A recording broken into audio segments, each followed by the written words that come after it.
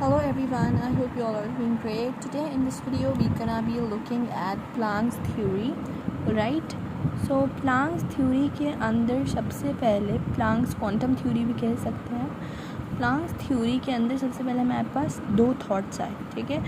First thought was given by old era or you can say classical era, ठीक है. The other thought was given by the modern era or you can say latest era, alright. तो modern era, ठीक है.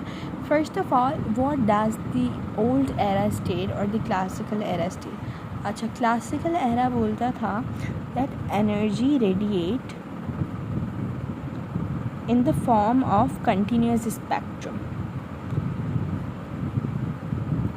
ठीक है, in the form of continuous spectrum. But you know that was totally wrong, ठीक है, that was totally wrong. And the old era also say that the people, like it does mean कि the people who have worked in the old era they used to state that, yeah, they used to state that the जो energy कोई भी चीज़ radiate करती है that is in the form of continuous. It's like this continuous form, ठीक है.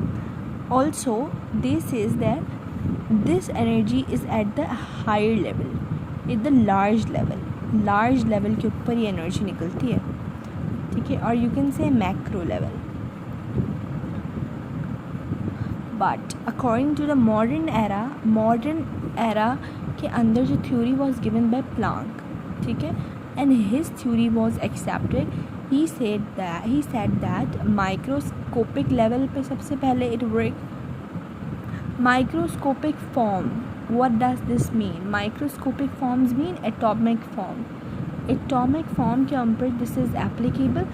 Now इसके बिल्कुल opposite he said that जो energy radiate होगी that will be in the form of discontinuous or it can be absorption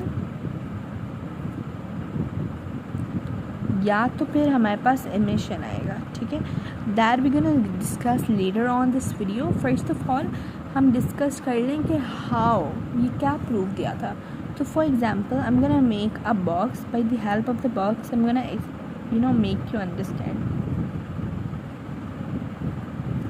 For example यहाँ से I'm giving heat, ठीक है, मैं हीट दे रही हूँ.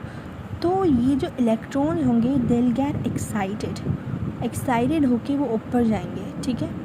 एक्साइटेड होके K shell, L shell, M shell, N shell and O shell, ठीक है. This is known as spectrum, that is known as absorption, ठीक है. This is known as absorption spectrum, ठीक है, या इज एब्जॉर्प्शन फॉर्म, ठीक है. अब नाउ दीज आर अनस्टेबल, ठीक है. नाउ ये हमारे पास हीटिंग में आ गया, ठीक है. Now if we talk about the cooling process, तो कूल होते होते first it will come to N, ठीक है. एन आएगा, दैट जब वो एन स्टेट पे आ जाएगा that will be known as meta state पे आएगा, ठीक है. Then it will come at M, that will be also known as meta state, मतलब रुक के आएगा, ठीक है. इलेक्ट्रॉन जब कूल डाउन आएगा तो वो रुक के आएगा हर शेल पे, हर ऑर्बिट पे रुक के आएगा, because these are the orbits according to Niels Bohr ने जो हमें बताया था. तो ये रुक के आएगा. व्हेन इट कम्स टू के शेल तो इट विल स्टार्ट रिवॉल्विंग, ठीक है, इलेक्ट्रॉन पे रिवॉल्व होने लग जाएगा. तो यहाँ पर जब वो आएगा ना तो electron get stable. And the main point of this theory was जब एन पे आएगा तो it will radiate the discontinuous form of energy and that energy will be known as photons. Photon होते हैं एनर्जी पैकेट्स. जब N हमारे पास shell पे आएगा तो it is also gonna emit energy and that is known as emission spectrum, ठीक है. Spectrum जो हमारे पास एब्जॉर्प्शन पे बनेगा, it's not just about spectrum, it's a form, alright. अच्छा, नाउ टॉकिंग अबाउट एब्जॉर्प्शन पे air will be when we gonna heat up, heat करेंगे तो it's gonna be absorption. and we talk about the emission, that will be cooling.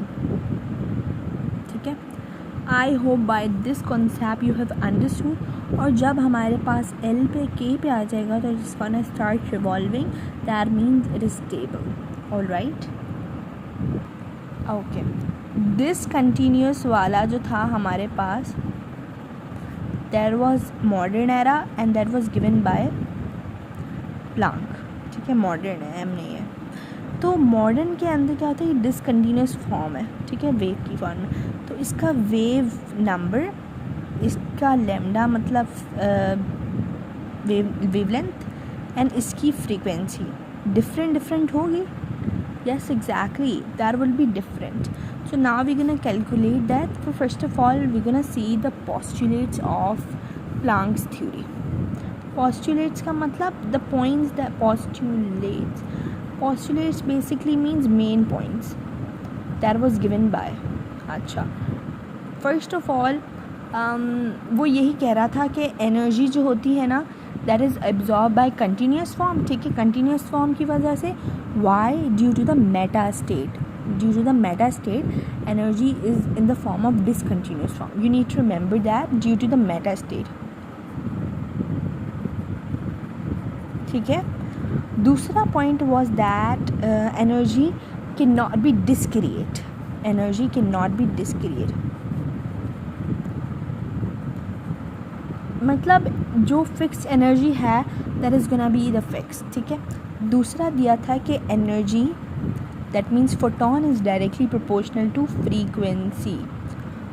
मतलब जैसे हमारे पास we have red colour. ठीक है, we have understood that in the spectrums. I am gonna repeat, red colour has low frequency but the higher wavelength, and we know that frequency और हमारे पास wavelength का रिलेशन होता है वो inversely होता है. But here they are talking about the frequency and energy. तो फ्रीक्वेंसी और एनर्जी का रिलेशन क्या है, डायरेक्टली, इट्स डायरेक्टली.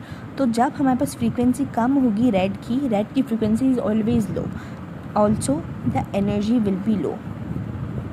ठीक है, this is only an example. Now we're gonna see a little derivation kind of, or conceptual formulas of that. So yeah, if you wanted to calculate the relationship of energy and frequency, so energy is directly proportional to frequency. We're gonna remove this proportionality sign. We're gonna add energy is equal to Planck's constant, and this value is equal to 6.62 into 10 to the power minus 24 joule second. All right, now we're gonna talk about, हमने frequency और energy का कर लिया. अब हम lambda की बात करते हैं. Lambda means wave length. ठीक है, तो लेमडा के और फ्रीक्वेंसी का जो रिलेशन है दैट इज़ इनवर्सली प्रोपोर्शनल. ठीक है, now we gonna remove the inversely sign, तो फिर हमारे पास आ जाएगा C. C means speed of light. All right, or you can either write energy is equal to EC. This is the formula of calculating the wavelength and energy of this continuous spectrum. ठीक है, now talking about the wave number, तो there we have the formula. ये formula है हमारे पास. I am literally sorry, I just get confuse.